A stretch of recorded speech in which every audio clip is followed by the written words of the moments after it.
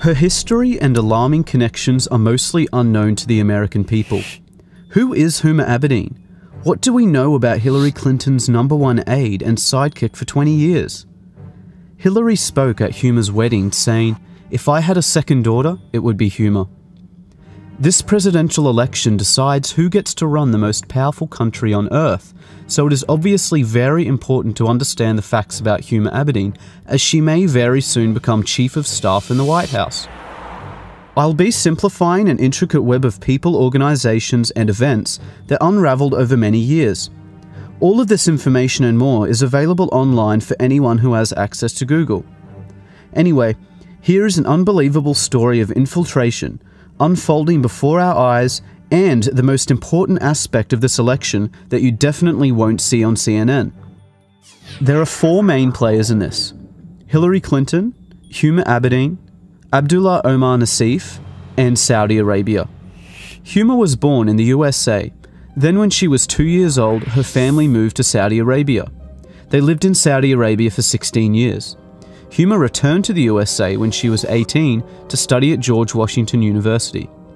Only after 2 years in the country, she became an intern for Hillary Clinton, and soon after started working full-time. Also in 1996, Huma was working at her family business, a journal by the Institute of Muslim Minority Affairs. The Abedin's family business is owned by the Muslim World League, Saudi Arabia's global organization that promotes violent Wahhabi Islam. They even share an office at 46 Goodge Street, London.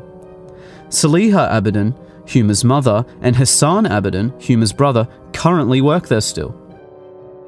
Abdullah Omar Nassif is one of the founders of the Muslim World League and served as vice president of the Saudi Kingdom Shura Council. He created Huma's family business along with her father. He also funded Al-Qaeda and Osama bin Laden, as did Saudi Arabia, for many years. His organization was declared guilty of funding Al-Qaeda terrorism by the USA State Department. During the Holy Land Foundation trial in 2001, the FBI discovered that the Muslim Brotherhood gave over $12 million to Hamas, the terrorist organization. They also found the secret 18-page plan for the Muslim Brotherhood, which explains that their work in America is a kind of grand jihad in eliminating and destroying Western civilization from within. This document is available online in full. One of the many listed organizations within the Muslim Brotherhood was the Muslim Students Association, which Huma was an executive board member on for 3 years. Only 2 years after Huma left, Anwar al-Awlaki, the Al-Qaeda member and preacher to 9/11 hijackers, became chaplain of the same Muslim Students Association that Huma was a part of. To make things worse, Huma's mother, Saliha Abedin, is a leading member of the Muslim Sisterhood, the women's division of the Muslim Brotherhood. All of these organizations share the same goal and tell us repeatedly in plain English. They want to destroy Western civilization and replace our laws with oppressive Sharia law like you see in Saudi Arabia. On 9/11, Abdullah Omar Nassif, Saudi Arabia, and Al-Qaeda tried to do just that. Where was Huma that day? The top funders of the 9/11 attacks created Huma's family business. Huma was officially working for the terrorists and Hillary Clinton the day those towers fell. Huma Abedin has never come forward with any information about her Saudi co-workers. Absolutely none of Huma's connections were mentioned by her during the investigations into 9/11.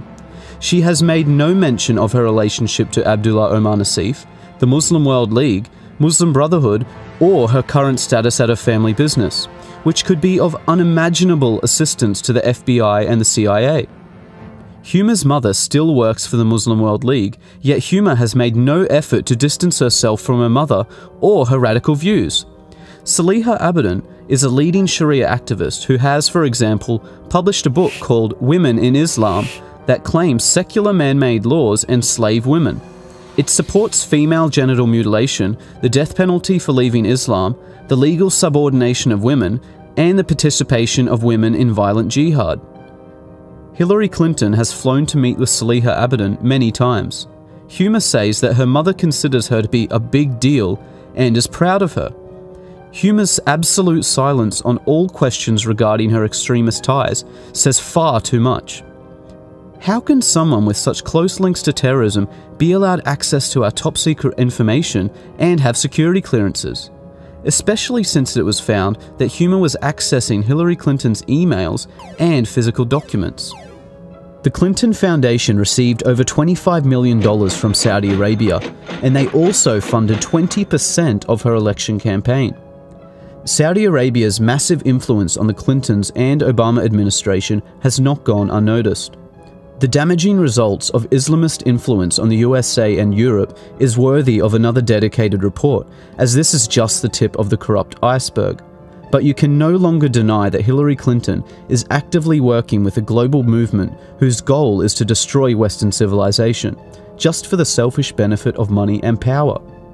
Huma is the previously hidden link between the Clintons and Saudi terrorism. Dozens of other people and organizations were left out of this for length.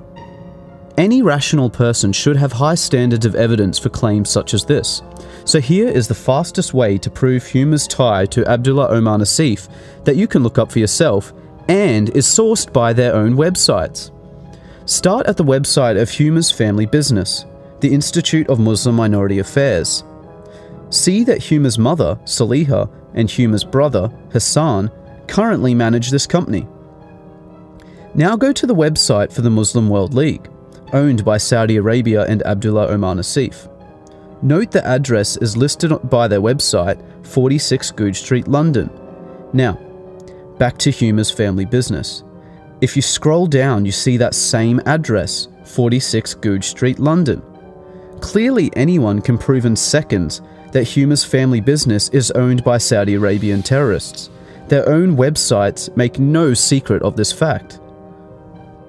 There are no more excuses for Huma's silence. She has had years of opportunities to distance herself from terrorists and radical views, but would rather simply hide.